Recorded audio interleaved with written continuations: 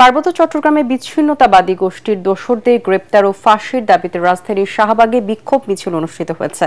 Save Bangladesh save CHT নামের একটি platform জাদুঘরের সামনে বিক্ষোভ সমাবেশ করে।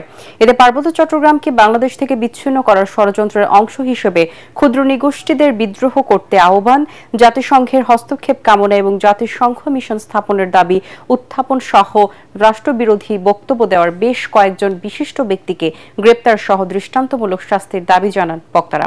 তাদের অভিযোগ, গত 13 নভেম্বর ঢাকা রিপোর্টার্স ইউনিটিতে পার্বত্য চট্টগ্রাম মানবাধিকার লঙ্ঘন ও বিচারহীনতার সংস্কৃতির শীর্ষক আলোচনা সভায় এসব ব্যক্তিরা নানা ধরনের উস্কানিমূলক ও রাষ্ট্রবিরোধী বক্তব্য রাখেন।